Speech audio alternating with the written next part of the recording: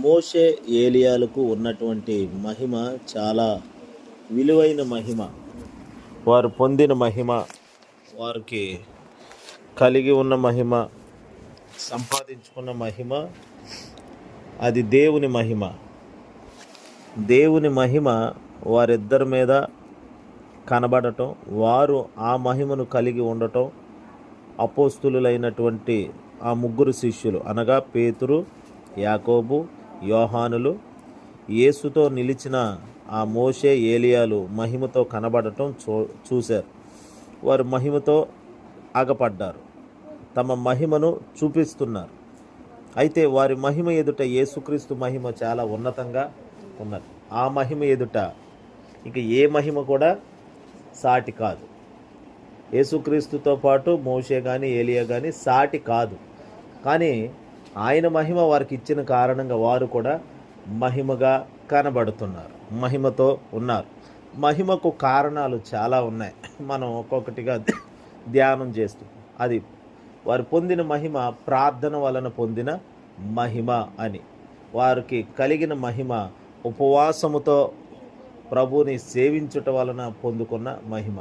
అలాగే వారికి కలిగిన మహిమకు కారణం దేవునితో అత్యధికంగా నడవటం, సహవాసం చేయటం, ప్రభు సన్నిధి ప్రేమించటం, మనుషులకు దూరంగా దేవునికి దగ్గరగా ఉండటం వలన ఒక మహిమను, హల్లెలూయా, ఒక మహిమను వారు చూడటం జరిగింది. అయితే అసలు మహిమ పొందుకోవడానికి మరొక కారణం కూడా, వినండి, మహిమ పొందుకోవడానికి మరొక కారణం కూడా ఉన్నది. అదేంటంటే లాజరు చనిపోతే యేసుక్రీస్తు 4 రోజులు ఆయన ఆగి మార్త అనే వారింటికి వచ్చినప్పుడు యేసుక్రీస్తు సమాధిలో నుండి లాజర్ని పిలవకముందు ఆ మార్తతో ఓ మాట అంటాడు ప్రభు మరియతో. ఏమంటాడంటే చూడండి, యోహాను సువార్త 11వ అధ్యాయము 39-40 వచనం.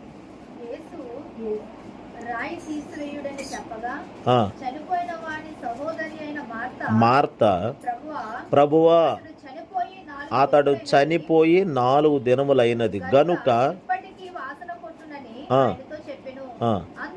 అందుకు యేసు నీవు నమ్మిన ఎడల అదిగో అంతట వారు రాయి తీసివేసిరి. యేసు కన్నులు పైకెత్తి, తండ్రి, నీవు నా మనవి వినినందున నీకు కృతజ్ఞతాస్తుతులు చెల్లించుచున్నాను. చాలు. నీవు నమ్మిన ఎడల దేవుని మహిమను చూతువు. నీవు నమ్మితే మహిమను చూస్తావు. అయితే ఆమె ఏమని నమ్మిందో తెలుసా? 27వ వచనం చూడండి. అవును ప్రభువా, నీవు లోకమునకు రావలసిన దేవుని కుమారుడైన క్రీస్తువని నమ్ముచున్నానని ఆయనతో చెప్పెను. ఆయనను క్రీస్తు, ఈ లోకానికి రావాల్సిన క్రీస్తు అని నమ్ముతున్నాను నేను. నువ్వు దేవుని కుమారుడు అయిన క్రీస్తు అని నమ్ముతున్నాను. అయితే క్రీస్తు ఏం చేస్తాడు? క్రీస్తు, యేసుక్రీస్తు ప్రభు తప్పకుండా చనిపోయిన తన సహోదరుడైన లాజర్ని ఆయన తిరిగి బ్రతికించగలడు అని నమ్మలేకపోతుంది. అందుకే యేసుక్రీస్తు ఆ సమాధి మీద ఉన్న రాయిని తొలగించండి అంటే ఆమె అంటుంది కదా, ప్రభు అతడు చనిపోయి 4 దినములయ్యిందంట. అప్పుడు యేసయ్య అన్నారు, నీవు నమ్మిన ఎడల దేవుని మహిమను చూసు. అంటే మహిమకు కారణం విశ్వాసం, నమ్మకం, నమ్మిక. దేవుని ఎడల అపారమైనటువంటి విశ్వాసం, నమ్మిక ఉన్నప్పుడే మహిమను చూస్తాం, మహిమను పొందుకుంటాం. ఒక కార్యం, మహిమ అంటే కార్యాలతో కూడినదై ఉంటుంది. మహిమ అంటే ఏదో ఒక బుడగలో గాలి కాదు, ఒట్టిది కాదు, కార్యరూపం కలిగిన శక్తి కూడా. ఉదయమా నిన్న చెప్పాను, పరిశుద్ధాత్మ అంటే రాత్రి. పరిశుద్ధాత్మ అంటే శక్తి కాదు, వ్యక్తి.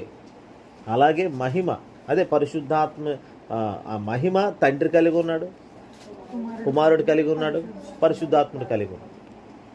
ఇప్పుడు దేవుడు మనకి ఇచ్చేది ఆ మహిమ, ఆయన మనలో ఉండటమే మహిమ.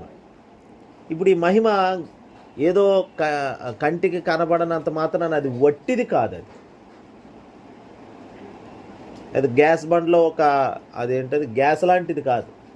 దేవుని మహిమ అంటే కార్యాలతో కూడినది. అందుకని నువ్వు నమ్మితే మహిమను చూస్తావు. ఏమిటా మహిమ అంటే, నువ్వు నమ్ము, ఇప్పుడు నీ విశ్వాసాన్ని వెదజల్లు, బయటికి రాని. అంటే చూడండి, మహిమ విశ్వాసంలో నుండి కూడా బయటకు వస్తుంది. హల్లెలూయా. ప్రార్థనలో నుండి ఎలాగైతే మహిమ వస్తుందని చెప్తున్నామో, విశ్వాసంలో నుండి మహిమ వస్తుంది. విశ్వాసముతో మనం ప్రభువుని సమీపిస్తే మహిమను చూస్తాం. ఇప్పుడు ఈమె జీవితానికి అక్కడ లాజర్ సమాధికి ఒక పెద్ద బండరాయి అడ్డు పెట్టేసి ఉంది. ఈమె దేవుని మహిమ చూడకోకుండా ఈమెకు కూడా ఒక బండరాయి ఉంది. అదే అవిశ్వాసం, అపనమ్మిక. అవిశ్వాసమే ఒక పెద్ద బండరాయి. ఇప్పుడు ఆ రాయి తీసివేయండి అంటే మొదట నీలో ఉన్న రాయి తీసేయాలి. హల్లెలూయా. రే ఇట్రా కూర్చో.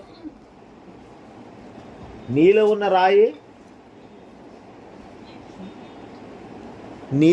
రాయి తీసేయాలి. నీలో ఉన్న రాయి తీసిస్తేనే కానీ కార్యం కనబడదు, కార్యం చూడలేవు. ఇప్పుడు అక్కడ రాయి తీసేయాలి. అక్కడ లాజర్ సమాధి మీద ఉన్న రాయి తీసేయాలి. ఈమె హృదయంలో ఉన్నటువంటి అవిశ్వాసమైన రాయి కూడా తీసేయాలి. ఈ రాయి తీస్తే అక్కడ మహిమ కనబడుతుంది. మన జీవితంలో మూత వేసేసినట్లుగా, మరుగైపోయినట్లుగా, దాచబడిపోయినట్లుగా ఉన్న మహిమ బయటికి రావాలంటే రాయి తీసేయాలంటే అదే అవిశ్వాసం, అపనమ్మిక అనే రాయి తీసేయాలి.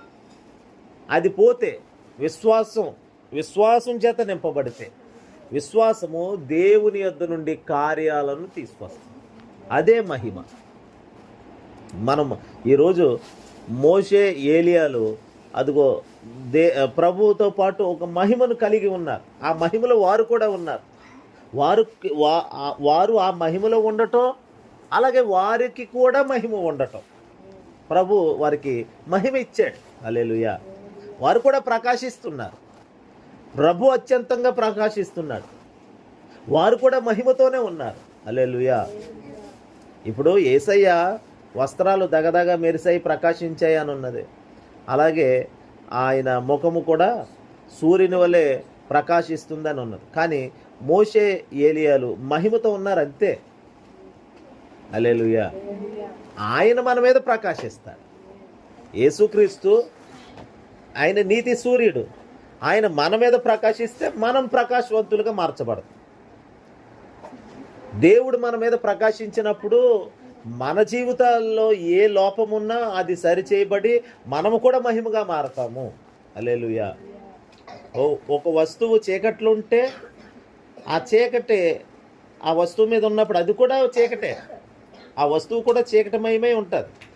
కానీ లైట్ కొట్టినప్పుడు దాని మీద ఆ వెలుగు పడినప్పుడు ఇప్పుడు అది వెలుగుమయమై ఉంటుంది. అలాగే ఇప్పుడు దేవుడు మన మీద ప్రకాశించినప్పుడు మనము కూడా వెలుగుమయమై ఉంటాం. ఆ ప్రకాశంలోకి రాక అనేకులు, ఆ వెలుగులోకి రాక అనేకులు దూరంగా ఉన్నారు. నిజమైన వెలుగు ఉండెను, అది లోకంలోనికి వచ్చుచు ప్రతి మనిషిని. ఈరోజు పెట్టిన వాక్యం అనుకుంటా, నడిపించే వాక్యం చదివేరో లేదు. హల్లెలూయా.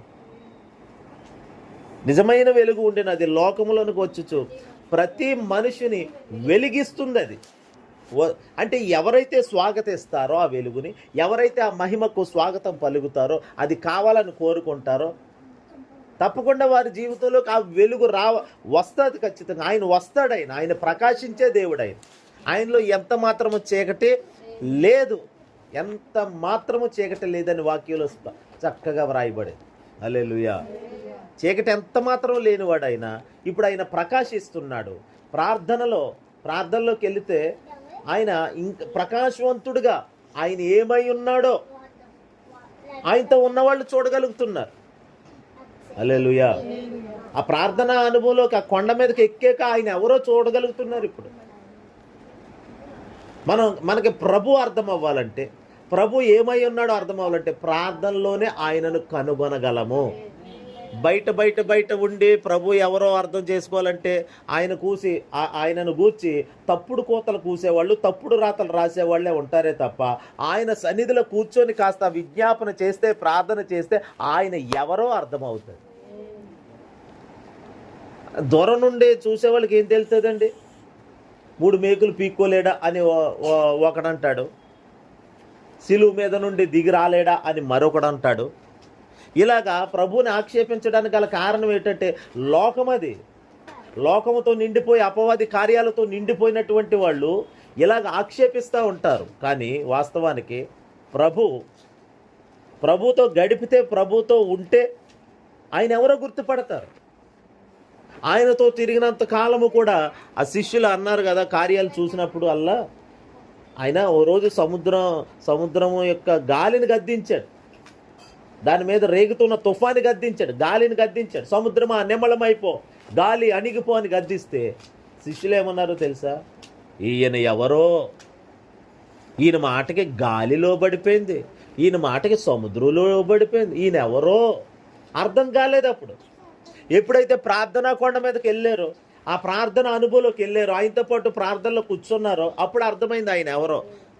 ఏమని అర్థమైంది అని అంటే, ఆయన అదిగో మహిమ కలిగిన వాడు, ఆయన ప్రకాశిస్తున్నాడు. ఇప్పుడు యేసు యొక్క ప్రకాశము నీకు అర్థం అవ్వాలంటే, నీ జీవితంలో ఉన్న చీకటి కూడా ఆ వెలుగుతోనే పోవాలి అనంటే, ఆయనతో కాస్త సమయము గడిపితే, చెవులు ఒగ్గితే ఆయన మాటకు, ఆయన స్వరానికి తప్పకుండా ఆయన ఎవరు అర్థమవుతుంది, ఎవరి మాట వినాలో అర్థమవుతుంది చివరిలో కూడా. హల్లెలూయా.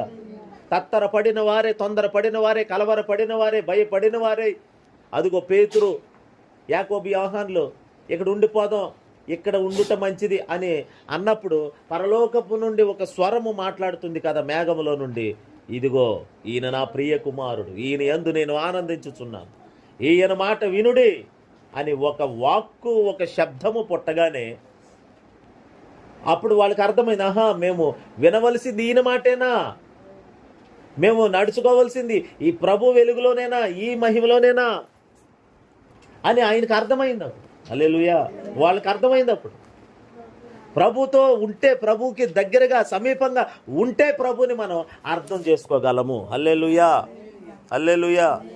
కాబట్టి నా దేవుని ప్రియులారా, ప్రభు మనకు అర్థం అవ్వాలంటే, ప్రభు కార్యాలు అర్థం అవ్వాలంటే ఇదిగో ప్రభుతో ఉండాలి. రెండవది, మనం మహిమగా ఆ వెలుగు, ఆ ప్రకాశము, ఆయన లాంటి అదే వెలుగు మన జీవితంలోకి రావాలంటే మనము కోరుకోవాలి. అలాగే ముఖ్యంగా విశ్వాసము కలిగిన వారమే ఉండాలి. ఒక లోతైన విశ్వాసం కలిగి ఉంటే తప్పకుండా విశ్వాసము మహిమను తీసుకొస్తుంది, విశ్వాసము మహిమను చూపిస్తుంది కూడా. అందుకని నీవు నమ్మిన ఎడల మహిమను చూస్తావు. నీవు చూసినోడు సాక్షిగా మారతాడు, వినినవాడు సాక్షిగా మారటం, అలాగే చూసినవాడు సాక్షిగా ఉండటం, పొందినవాడు సాక్షిగా ఉండటం దేవుడు ఇలా చేస్తాడు. పొందుకునేలాగా చేస్తాడు, చూసేలాగా చేస్తాడు, వినేలాగా చేస్తాడు. వినినవాడు సాక్షి అవుతున్నాడు, చూసినవాడు సాక్షిగా మారుతున్నాడు, ఆయనకి పొందినవాడు సాక్షిగా మారుతున్నాడు. ఇప్పుడు వినడానికి కానీ, చూడటానికి కానీ, పొందుకోవడానికి కానీ ఏమాత్రం ఇష్టపడకుండా ఎక్కడో దూరం నుండి కారు కోతలు కూసేయడం తేలికే కదా, నోటి మాటే కదండి. యేసు ప్రభు విదేశీ మతం అనేయడం, లేకపోతే ఇంకోటి అనేయడం. హల్లెలూయా. ఏదేదో అనేయడం, వాగేయడం, నోరుంది కదా అని చెప్పి ఏదేదో మాట్లాడేయడం ప్రభువును గురించి. ఇలాగ అనేకులు లోకమందు చేసేవాళ్ళు కూడా ఉన్నారు, ప్రభువును గురించి తప్పుడుగా. అలాగని చెప్పి ప్రతి మాట చెవిని ఎక్కించుకోవాలని, ప్రతిదీ విని అయ్యో అని గుండె బాదుకోవాలని ఏమీ లేదు. ఓ చెవితో వినేయడం, ఓ చెవితో వదిలేయడం, ఇలాంటి గాలి పోతలు, గాలి మాటలన్నీ. హల్లెలూయా. అందుకని మనం దేవుని మహిమను పొందిన వారమై ఉండాలి. ఆయనకు సాక్షులుగా ఉండాలంటే దానిని చూసిన వారమై ఉండాలి, దానిని వినిన వారమై కూడా ఉండాలి. హల్లెలూయా. ఇతరుల జీవితాలలో ఆయన చేసినవి మనకు వినబడతాయి, అది వినటం. గతంలో చేశాడు, ఇతరుల జీవితాల్లో ఇప్పుడు చేస్తున్నాడు, అవి విని ఆ కార్యాలు విన్నప్పుడు అదే దేవుని మహిమ గురించి మనం వినటం. అలాగే చూడటం అంటే ఇతరుల జీవితాలలో కూడా, అలాగే మన జీవితాల్లో మన పరిస్థితుల్లో ఆయన చేసిన కార్యాలు అది కూడా చూడటం మహిమను. 2 మన జీవితంలో వ్యక్తిగతంగా పొందుకొని అనుభవించడం. ఇప్పుడు మోషే ఏలియాలు విశ్వాసము కలిగిన వారు వాళ్ళు. హల్లెలూయా. అది చూడండి ఒక మాట యాకోబు పత్రికలో శబలకథ చూడన మన 5వ అధ్యాయము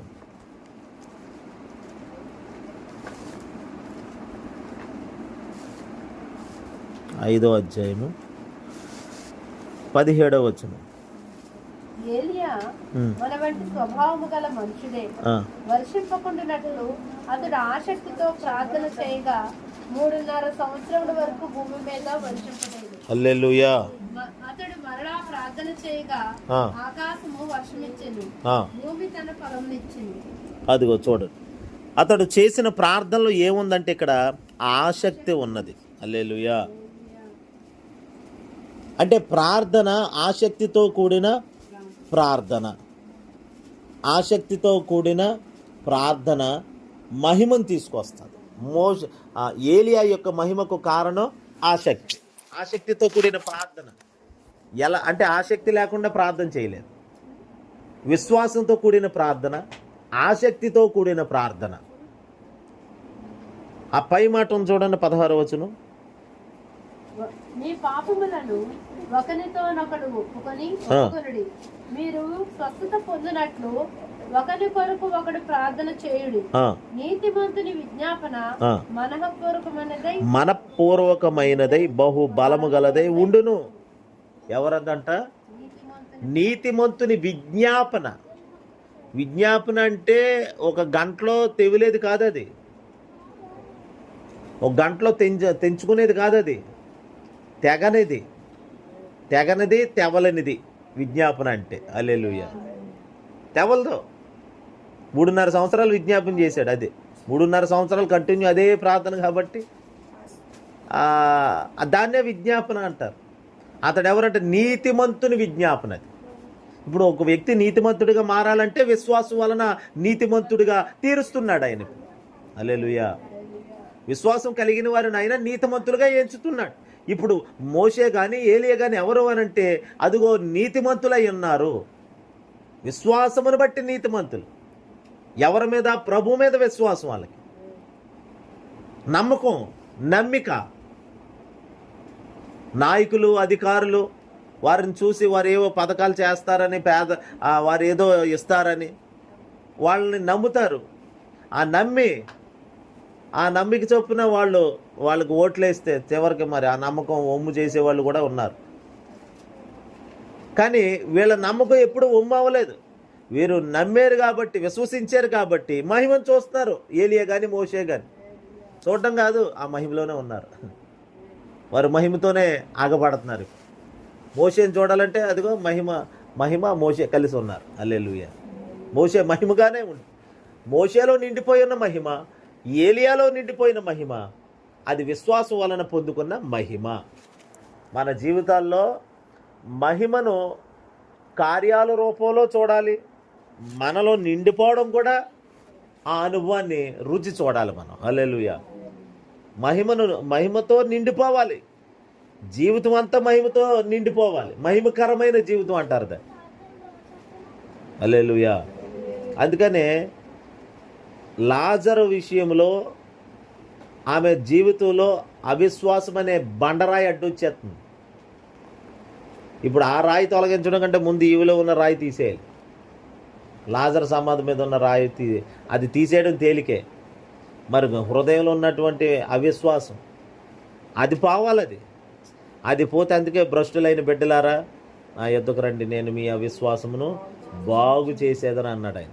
మీ అవిశ్వాసం బాగు చేస్తానని అంటున్నాడు. అంటే ఇవ్వాలి కదా. ఒక రోగి ఇప్పుడు ఎక్కడో దెబ్బ తగిలిందండి, కాలుకి దెబ్బ తగిలితే ఆ డాక్టర్ గారికి దెబ్బ తగిలిన కాలు ఇవ్వాలి. ఇవ్వకోకుండా దానికి మందు వేయడు. నేను ఇవ్వనండి కానీ ఎలాగా? గాయమైన కాలు అదిగో డాక్టర్ చేతికి అప్పగిస్తే సరిగ్గా దానికి ఈ ట్రీట్మెంట్ చేస్తాడు తగ్గిలా. అలాగే మనకున్న అవిశ్వాసాన్ని దేవుని దగ్గర బాహాటంగా, అదే గంభీర జీవితం అంటున్నాను నేను.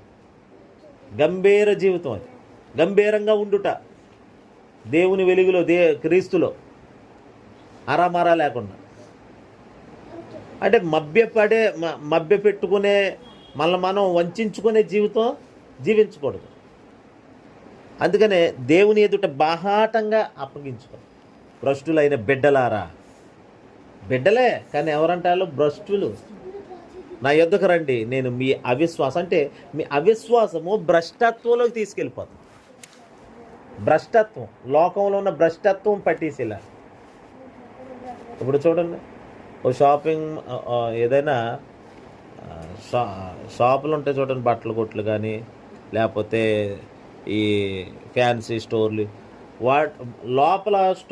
లోపల షాపులో ఉండే వస్తువులు బయట కూడా దాన్ని ఏమంటారు, బయట కూడా పెడతారు, దాన్ని పెట్టి దాన్ని డెమో పీస్ పెడతారు. అలాంటిదే లోపల ఉంటుంది. ఆ బయట ఉన్న డెమో ఒక జత బట్టలు పెడతారు కదండి, బట్టలు పెడతారు, అలా తగిలిస్తారు. తగిలిచ్చిన బట్టల మీద వెళ్ళిపోయి బళ్ళు ఇక దుమ్మంతా అట్లే కట్టుకుంటారు.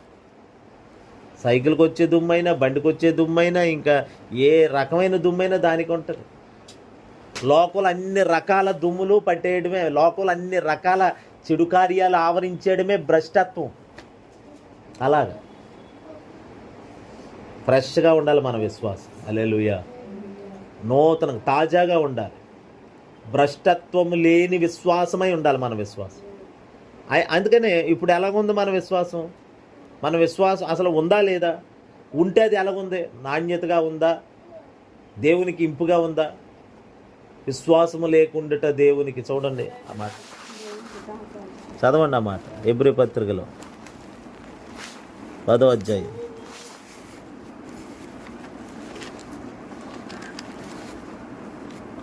11వ అధ్యాయం. ఎక్కడ? 11వ అధ్యాయము 6వ వచనం. చదవండి. విశ్వాసము లేకుండా అదుగోండి దేవుని ఇష్టాన్ని, దేవుని దయను, దేవుని కనికరమును, దేవుని వాత్సల్యమును పొందుకోవడానికి ఏమిటి కారణం అంటే విశ్వాసం. చాలామంది ప్రార్థనలో కన్నీరు ఉంటుంది కానీ ఆ ప్రార్థనలో విశ్వాసం ఉంటుంది. కన్నీటిని బట్టి ప్రభు కనికరిస్తాడు అనడం కంటే విశ్వాసమును బట్టి ప్రభు కనికరిస్తాడు. హల్లెలూయా. కన్నీరు లేకపోతే నేను ప్రార్థన అంగీకరించనని ఏమీ లేదు. విశ్వాసము లేకపోతే ప్రార్థన చేరుకోదు, అంతే. హల్లెలూయా. అసలు ప్రార్థన అంటేనే దేవుని దగ్గర విరిగి నలిగిన హృదయంతో మొరపెట్టాలని దేవుని వాక్యం సెలవిస్తుంది. అది ప్రార్థన అంటేనే అలా చెయ్యాలి మనం, విరిగి నలిగిన హృదయంతో. హల్లెలూయా. ఇప్పుడు ఆ ప్రార్థనలో ముఖ్యంగా అందులో ఉండాల్సింది ఏంటంటే విశ్వాసం ఉండాలి. విశ్వాసము దేవుని మహిమను మన జీవితంలోకి తెచ్చి పెడుతుంది. అందుకని విశ్వాసము లేకుండుట, దేవునికి ఇష్టుడై ఉండుట అసాధ్యం. ఇంకా అసలు కుదరని పని అన్నమాట విశ్వాసం లేకపోతే. ఎంత దేవునికి దగ్గరగా ఎంత ఎలాగున్నా మరి అంతా వాక్యం విని ఏమండి మరి చూడాలి ఏంటి, అంత వాక్యం విని అన్ని సంవత్సరాలు రక్షణ పొంది అంత సీనియర్గా ఉండి కూడా దేవుళ్ళు ఎదిగినప్పటికీ కూడా ఏమండి మరి దేవుడి చిత్తం జరుగుతుంది లేదో తెలీదు. కొన్ని కార్యాలు, జటిలమైన సమస్యలు వచ్చినప్పుడు ఏమండి ఇంక ఏమైపోతానో తెలియదు అన్న మాటలో దేవుని రక్షణ పొందిన విశ్వాసుల నోట ఆ మాట రాకూడదు అసలు. దీని పర్యవసానం ఏమో, నేను ఉంటానో లేదో, ఊడిపోతానేమో. మన సహోదరుడు అంటున్నాడు ఒక అతను, మన సహోదరుడు మోసం చేశాడు 2 లక్షలు. మోసం చేసిన కారణంగా ఇక నా జీవితం ఏమైపోతుందో, ఉంటానో చచ్చిపోతానో తెలియదండి ఇంకా అంటున్నాడు. అసలు నీకు దేవుని గురించి పూర్తిగా తెలిస్తే, నువ్వు దేవునిలో ఎదిగే వ్యక్తివైతే, దేవుని మీద ఆనుకున్నప్పుడు ఇంకే మాట రాదు, అంతే. ఏమైపోతానో తెలియదండి, నా జీవితం ఏమవుతుంది అంటే తీరు తెన్ను దరిదాపు లేనటువంటి జీవితం కాదు. దేవుని మీద ఆనుకోవడం అంటే, క్రీస్తుని కలిగి ఉండటం అంటే అన్ని విధాలుగా ప్రొటెక్షన్ ఉందే అని అర్థం. హల్లెలూయా. దిక్కు దశ అన్నీ కలిగి ఉన్నాడు అని అర్థం దేవుని కలిగి ఉంటే. హల్లెలూయా. దేవుడు లేకపోతేనే, దేవుడి మీద ఆనుకోపోతేనే, దేవుడు లేకపోతేనే అప్పుడు ఆ మాట అనుకుంటారు. లోకస్తులు అనుకుంటారు ఆ మాట, ఎందుకంటే వారి జీవితంలో దేవుడు లేడు కాబట్టి. సత్యమైన వెలుగైన నిజదేవుడు యేసుక్రీస్తు లేని కారణంగా వాళ్ళు ఆ మాట పలుకుతారేమో. కానీ ప్రభువుని నమ్మి రక్షణ పొంది కూడా ఇలా మాట్లాడితే ఇంక విశ్వాసం లేదని అర్థం. అక్కడ మనం దేవునికి ఇష్టంగా ఉండేటట్లుగా చూసుకోవాలి తప్ప దేవునికి దూరం అయ్యేటట్లుగా, దేవునికి విరోధంగా మాట్లాడేటట్లుగా అసలు ఉండకూడదు. దేవునికి విరోధమైనటువంటి కార్యమే అవిశ్వాసంతో మాట్లాడటం. హల్లెలూయా. ఇప్పుడు చూడండి, ప్రారంభంలో ప్రభు ఎవరో కూడా అర్థం కానటువంటి వారుగా, ప్రభు ఏంటో తెలియని వారుగా ఉన్నారు. కాస్త ప్రభుతో సహవాసం పెరిగే కొలది, ఆ యొక్క విశ్వాసములో నాటబడే కొలది ప్రభు మహిమకు దగ్గర అవుతున్నారు. ప్రభు మహిమ వీళ్ళకి దగ్గర అవుతాం. ఆ మహిమను ఓ రోజు కన్నులారా చూచేటట్లుగా అయ్యింది. ఆ పేతురు, యాకోబు, యోహానులు కన్నులారా దేవుని మహిమను చూస్తున్నారు. హల్లెలూయా. అంటే ప్రభు మహిమలో ఉంటూ ఆ మహిమను అనుభవించడం, పొందుకోవటం, చూడటం, అవన్నీ అక్కడ జరుగుతున్నాయి ఆ రూపాంతర కొండ మీద. హల్లెలూయా. మహిమను ఆరంభించిందే యేసుక్రీస్తు. మహిమకు పునాది వేసింది, ఆ మహిమను ఆ జనుల మీదకు విడుదల చేసిందే దేవుడు. ఆయనతో ఉన్నటువంటి మోషేకి, ఏలియాకి ఇచ్చినదే దేవుడిచ్చాడు ఆ మహిమ. ఇప్పుడు వాళ్ళ మహిమ యేసయ్య మహిమ సమానమా అంటే కాదు. అసలు ఆయన మహిమ అద్భుతమైన మహిమ. ఆ మహిమ మన మీద ప్రకాశించడమే. హల్లెలూయా. అది మనకి ఇవ్వటమే ఆయన యొక్క లక్ష్యం. నీవు నమ్మాలి, నమ్మితేనే ఆ కార్యం చూస్తావు. ఏ కార్యం కొరకైతే ప్రభువుని అడుగుతున్నామో, ఏ కార్యాలు జరగాలని ఈ 21 రోజు ఉపవాస ప్రార్థనలో ఖచ్చితంగా ప్రభు చేస్తాడు. ఏదో ఆనవాయితీగా అలవాటు ప్రకారం ఏదో చెయ్యాలి కాబట్టి అని కాదు మనం చేసేది. ఖచ్చితంగా పొందుకుంటాము, చూస్తాము, అనుభవిస్తాము, వినిపిస్తాము అవతల వారికి కూడా. అంటే సాక్ష్యం ఇవి జరుగుతాయి ఖచ్చితంగా. ఈ రోజుల్లో చేసిన ప్రార్థనలో ఆలాపనగానే చేసేస్తున్నామేమో, కానీ ప్రార్థనలు మాత్రం ఖచ్చితంగా సఫలపరచబడతాయి. ఏ ప్రార్థన కూడా తృణీకరించబడదు. అందుకని విశ్వాసంతోనే ప్రార్థన చేద్దాం. మిగిలిన కొద్ది రోజుల్లో మనం ముగించుకోబోతున్నాం. ఇంకొక 4-5 రోజుల్లో ఈ ఉపవాస ప్రార్థన. 21 రోజు ఏంటండి, 21 రోజు అని పెట్టమని ఎక్కడుంది ఏంటి అని కొంతమందికి డౌట్. ఒక అతను కూడా నాకు కామెంట్ పెట్టాడు. హల్లెలూయా. అసలు 21 రోజు పెట్టుకోకూడదని పోనీ ఎక్కడన్నా ఉందా? పోనీ పెట్టుకోకూడదని ఏమన్నా ఉందా? రూల్ ఏమన్నా ఉందా? అంటే 21 రోజు అని ఏంటి? 3 వారాల ప్రార్థన అంటే అప్పుడు 3 వారాలు ఏంటి అంటాడేమో అప్పుడు. హల్లెలూయా. ఇప్పుడు మరి 3 వారాలంటే ఎన్ని రోజులండి? 21 రోజే కదా 3 వారాలంటే. 3 వారాలని ఉంది దానియేలు గ్రంథంలో. దానియేలు 3 వారాలు అన్నపానాలు మానేసి దేవుని సన్నిధిలో ఉన్నాడు. మికాయేలు దేవుని దూతకి, గాబ్రియేలుకి సహాయం చేస్తే దానియేలు చేసిన ప్రార్థనను పారసీక దేశపు రాజు అంట, అదొక ఆత్మ, ఆ స్పిరిట్ అడ్డుకుంటుంది, దురాత్మలు అడ్డుకుంటుంది దానియేలు ప్రార్థన. 21 రోజులు వాళ్ళు పోరాడారు దానియేలు ప్రార్థన చేస్తుంటే. గాబ్రియేలు దూతకి మికాయేలు దూత సహాయకుడిగా వచ్చి ఇద్దరు కలిసి ఎదిరించారంట. హల్లెలూయా. దానియేలు ఈరోజు ప్రార్థన మొదలెట్టాడండి. ఈరోజు మొదలెట్టిన దగ్గర నుండి దేవదూతలు రావాలనుకుంటుంటే, దానియేలు ప్రార్థన అక్కడికి చేరి రావాలనుకుంటుంటే రాలేకపోతున్నారు. మధ్యలో దురాత్మలు దానియేలు ప్రార్థన అడ్డగిస్తున్నాయి. ఇప్పుడు ఆ దురాత్మలను ఎదిరించాలి. ఒక పెద్ద యుద్ధమే జరిగింది 21 రోజు. హల్లెలూయా. ఆ దానియేలు 9వ అధ్యాయంలో ఉంటాయి ఈ విషయాలన్నీ కూడా. హల్లెలూయా. 21 రోజు అంటే బైబిల్ ప్యాటర్న్ అది. 22 రోజులు చేయొచ్చు, 40 రోజులు చేయొచ్చు, 41 రోజు చేయొచ్చు, 39 రోజులు చేయొచ్చు. అలాగని ఏమీ లేదు. బైబిల్లో 3 వారాలని దానియేలు 3 వారాలు ప్రార్థనలో ఉన్నాడు.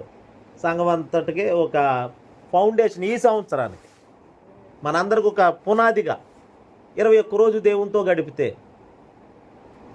తర్వాత మిగిలిన రోజులన్నీ ఈ సంవత్సరం అంతా మరింత ప్రార్థనలో బలపడి దేవునితో నడవటానికి అనుకూలంగా ఉండేదానికి, ఈ ప్రార్థనలు అయ్యి అలవాటు అవ్వటం కొరకు, ఆయన సన్నిధిని అలవాటు చేసుకోవడానికి, ఇంకా దగ్గర అవ్వటానికి, ఆ మహిమను అధికంగా పొందుకోవడానికి, ఆయన కార్యాలు చూడటం కొరకు ఇది మనకు ఒక పునాది. అంతే. ఈ పునాది మీద ఈ సంవత్సరం అంతా నడిపించబడాలని. హల్లెలూయా. మళ్ళీ వచ్చే సంవత్సరం 21 రోజు.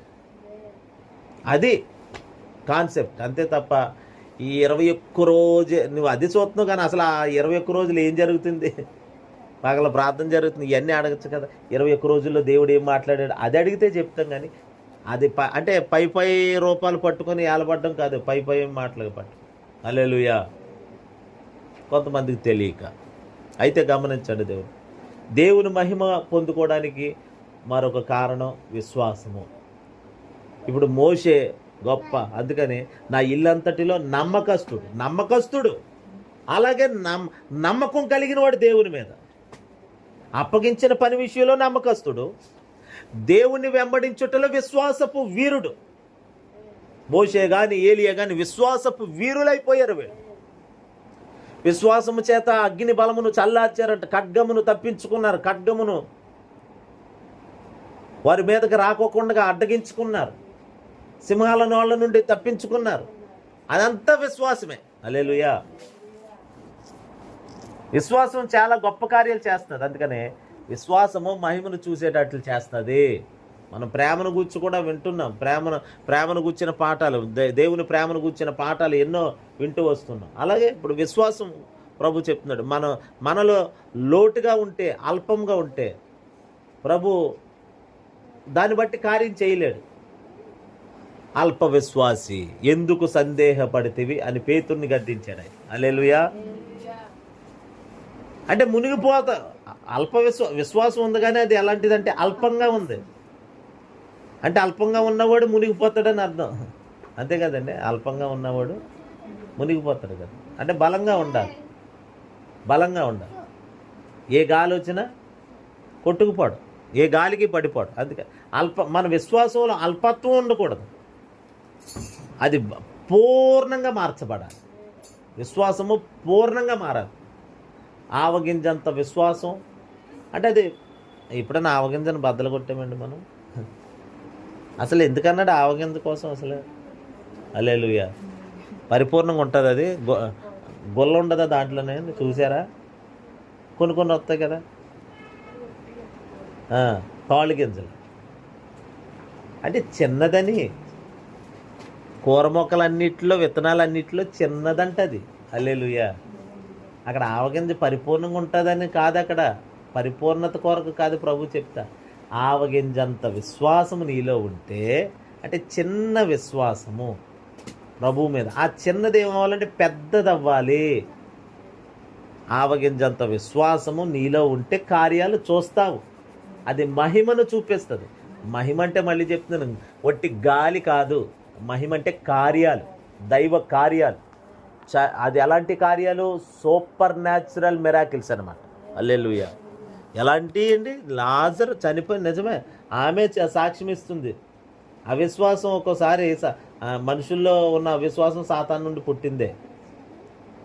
అయితే కొన్నిసార్లు దొంగోడు అబద్ధం ఆడాలని ప్రయత్నం చేస్తూ ఏం చేస్తాడు? నిజం చెప్పేస్తాడు, నిజాలు పలికేస్తాడు. అలాగే ఇప్పుడు ఆమె నిజమే చెప్తుంది. అంత అవిశ్వాసంతో ఉన్నప్పటికీ కూడా చనిపోయి 4 రోజులు అవుతుందండి అన్నది. చనిపోయి 4 రోజులు అవుతుంది, సమాధిలో ఉండి 4 రోజులు అవుతుంది. అవును, 4 రోజుల నుండి సమాధిలో ఉన్న వ్యక్తిని ఇప్పుడు ఒక నమ్మకం, విశ్వాసమునకు కర్త ఆయన పిలుస్తున్నాడు, వచ్చేసాడు. అంతే. హల్లెలూయా. అంటే ఆయనకి పరిపూర్ణమైన నమ్మకం ఉంది. తండ్రి లేపుతాడు. నేను పలికితే తండ్రి లేపుతాడు. తండ్రి శక్తిని పంపిస్తాడు. నా మాటలో నుండి శక్తిని పంపిస్తాడు. నా మాటలో నుండి శక్తి వెళ్తుంది. అదిగో మహిమకరమైన కార్యం దాచబడి ఉంది లోపల. హల్లెలూయా. మనం చూస్తే అది సమాధి అండి, కంపు కొడుతుందండి. దాంతో సమాధితో ఎవరికైనా పని ఉంటుందండి? దాని వలన భూమి మీద ఎవరికైనా ఉపయోగం ఉంటుందా? సమాధి వలన చెప్పండి, నిజం చెప్పండి. సమాధి వలన ఉపయోగం ఉంటుందా? మరి వాళ్ళకి ఉపయోగం ఉంటుంది. ఎవరికి? ఈస్టర్ పండుగ చేసి సమాధుల చుట్టూ తిరుగుతారు చూడండి, వాళ్ళకే ఏదో అలాగా. కానీ వాస్తవానికి సమాధి ఎవరికి ఉపయోగం ఉండదు. కానీ ప్రభు అలాంటి ఉపయోగం లేని దాంట్లో నుండే మహిమను బయటికి తీసుకొస్తాడు. హల్లెలూయా. మహిమ అంటే లాజర్ని బ్రతికించి, అక్కడే బ్రతికించి బయటికి లాక్కొచ్చాడు ఆయన. సమాధిలో ఏది మంచిది ఉండదు. సమాధి మనుషులకు నిరాశ మిగులుతుంది. మనుషులకు నిరీక్షణ ఉండదు. సమాధిని చూస్తే నిరాశే, ఏడుపే, దుఃఖమే, ఒంటరితనమే, ఆందోళన, భయము, ఇవన్నీ సమాధి మనిషికి గుర్తు చేస్తే అదే సమాధిని ప్రభు ఒక నిరీక్షణగా మార్చేస్తాడు. అందుకే యేసయ్య సమాధి మానవ జాతికి ఆయన నిరీక్షణాస్పదముగా మార్చాడు ఈరోజు. ఎందుకంటే అది ఏ సమాధి? అది తెరవబడిన సమాధి, ఖాళీ సమాధి అది. హల్లెలూయా. ఆయన సమాధి ఖాళీ, సమాధికి ఆయనే ఖాళీ చేశాడు. హల్లెలూయా. అదే గొప్ప నిరీక్షణ, క్రైస్తవ నిరీక్షణ. నీవు నమ్మితే దేవుని మహిమను చూస్తావు. అది సమాధిలోకి వెళ్ళిపోయిన మహిమ అదిగో మరలా మహిమగా తిరిగి బయటకు వస్తాడు. కాబట్టి విశ్వాసం ఉంచాలి. ప్రతి కార్యములో విశ్వాసాన్ని మనం మిళితం చేసి మాట్లాడాలి. మాట్లాడేటప్పుడు, స్పందించేటప్పుడు అనాలోచనగా ఉండకూడదు. ఎప్పుడు కూడా మెలకుగా ఉండాలి క్రైస్తవుడు. అందుకని అన్ని విషయాల్లో మెలకుతో మాట్లాడాలి, మెలకుతో స్పందించాలి, ప్రార్థనలో మెలకుగా ఉండాలి. విశ్వాసాన్ని విడుదల చేయాలి కదా, మరి అది విడుదల చేస్తేనే కార్యాలు బయటకు వస్తాయి. హల్లెలూయా. ఈరోజు యేసుతో రూపాంతర కొండ మీద వారు మహిమతో ఆగపడి మహిమతో కనబడటానికి కారణం మోషే అదిగో విశ్వాస వీరుడు. హల్లెలూయా. ఏలియా విశ్వాస వీరుడు. అలా అంటే మహిమకు కారణం విశ్వాసము. మన జీవితాల్లో గొప్ప మహిమను మనం చూడబోతున్నాం. మహిమ కార్యాలు పొందుకోబోతున్నాం. వాటికి సాక్షులుగా మారబోతున్నాం. అయితే మనలో ఇప్పుడు ఏముండాలి చెప్పండి? విశ్వాసం ఉండాలి. విశ్వాసం లేకపోతే దేవునికి ఇష్టలై ఉండుట 4 రోజులు కంపు కొడుతున్నా కానీ, దుర్వాసనతో ఉన్నా కానీ, మానవ దృష్టికి అలా కనబడినా కానీ, లోక దృష్టిలో అలా ఉన్నా కానీ, అందులో నుండి ప్రభు ఒక సజీవమైన వ్యక్తిని తీసుకొస్తాడు. జీవమును తీసుకొస్తాడు. మరణములో నుండి జీవములోనికి దాటిస్తాడు దేవుడు. ఆయన మహిమ మరణములో నుండి, మహిమ ఎదుట మరణము ఓడిపోతుంది. మహిమ కలిగిన దేవుడు మనలో ఉన్నాడు. ఇప్పుడు మరణకరమైనది ఏది మనకు హాని చేయజాలదంతే. మహిమ కలిగిన దేవుడు మనతో ఉన్నాడు. మన లోపల ఉన్నాడు ఇప్పుడు పరిశుద్ధాత్మ. ఆ మహిమ స్వరూపి అయిన పరిశుద్ధాత్ముడు నాలో ఉన్నాడు, మీలో ఉన్నాడు. ఇప్పుడు మహిమ ఎదుట ఏ మరణం పనిచేస్తుంది? ఏ మరణం నిలబడుతుంది చెప్పండి? నిలబడుతుంది. కాబట్టి మనము అలాంటి మహిమకరమైన జీవితం, విశ్వాసపు జీవితం, ఆ జీవితానికి సమర్పించుకుని, లేకపోతే ప్రభువా మాలో విశ్వాసమును చూడండి.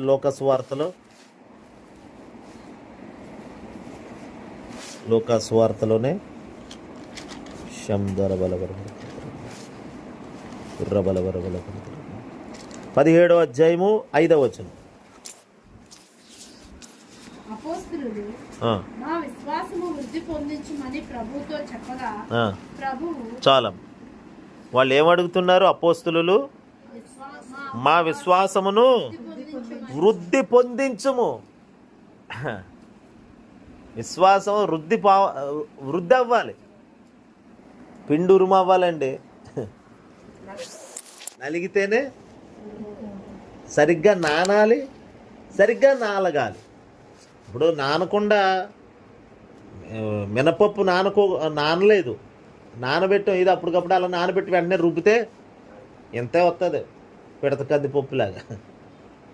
వేసిన పావు కేజీ పప్పు కనబడదు. అది ఎంత నానితే అంత. హల్లెలూయా. అప్పుడు ఎంత నలిగితే అంత మెత్తగా ఉంటుంది, అంత ఉరుమవుతుంది. అలాగే పప్పు కూడా మంచిదై ఉండాలి. కొన్ని రకాల పప్పులు ఉరుమవు. మరి ఇప్పుడు అవిశ్వాసం ఉరుమవదు,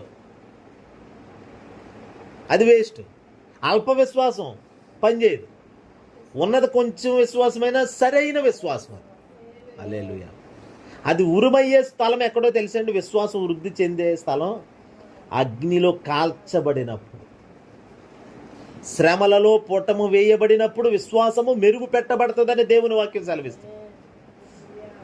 మన విశ్వాసము సానబెట్టబడాలి. ఎక్కడ? అగ్ని కొలిమిలో, శ్రమలు అనే కొలిమిలో మన విశ్వాసం కాలుతున్నప్పుడు అది వృద్ధి అవుతుంది. అది అప్పుడు వృద్ధి అవుతుంది. అది ఆవగింజంత విశ్వాసం మీకుండి నీ ఎడల ఈ కొండను చూసి నువ్వు వెళ్ళి సముద్రంలో పడిపో అంటే అడిగింది ఎవరు? అపోస్తలులు అడుగుతున్నారు.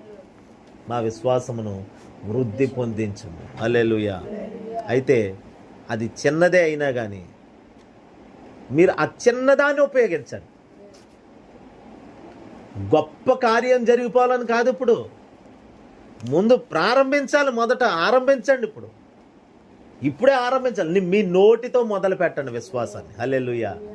నోటితో ఆరంభించాలి. విశ్వాసం అంటే నాలో ఉందండి, విశ్వాసం ఉందండి కాదు, అది క్రియలతో ఉండాలి కదా. పలుకైతే ఇప్పుడు దేవుని యొక్క విశ్వాసీయత ఏమిటి? ఆయన విశ్వాసం ఏమిటి? నేను పలికితే కలుగుతుంది. ఆకాశములు కలుగును గాక, వెలుగు కలుగును గాక, భూమి కలుగును గాక, విత్తనములు ఇచ్చే చెట్లను భూమి మొలిపించును గాక, పక్షులన్నీ పుట్టుకొచ్చును గాక. హల్లెలూయా. అంతే. జలములు సమృద్ధిగా మత్స్యములను పుట్టించును గాక. పుట్టించేసింది. పలుకుతున్నాడు, వచ్చేస్తుంది. ఆయన నోటి వాక్కులో విశ్వాసము విశ్వాస్యత మిళితమై ఉన్నాయి. హల్లెలూయా. అంటే విశ్వాసాన్ని నోటితో ఆరంభించాలి. ఉందండి ఉందండి ఉందండి ఉందండి ఉందా అన్నవాడు ఏం చేయాలి? ప్రార్థనలో ఆరంభించాలి. దాన్ని పలకాలి. విశ్వాసాన్ని పలకాలి. కాబట్టి విశ్వాసము భయపడతారు. ఓ రోజు కరెంటు పోయింది ఇక్కడ మన చర్చిలో. నా నోటి చివరొచ్చింది. అంటే ఏమనంటే పరిశుద్ధాత్ముడు కరెంట్ వచ్చును గాక అనమని ఒక ప్రేరేపణ కలుగుతుంది మనసులో నాకు. నేను అమ్మో పలికితే రాదేమో, రాకపోతే సిగ్గుపడతానేమో అని ఒక డౌటు. అలా అనుకుంటానే ఉన్నాను. టక్మని కరెంట్ వచ్చింది. హల్లెలూయా.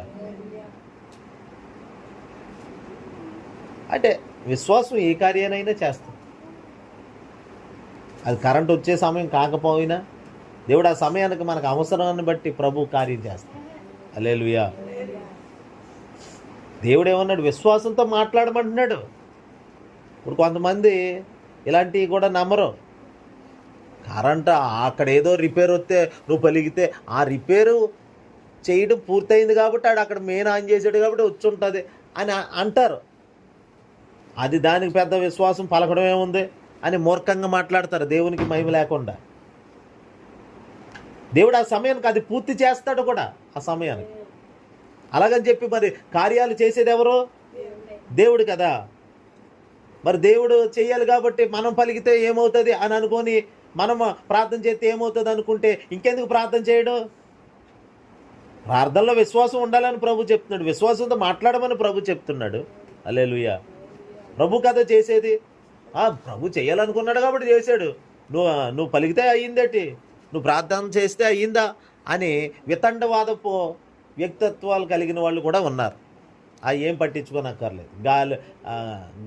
గాలి మాట్లాడండి. హల్లెలూయా చెప్పండి.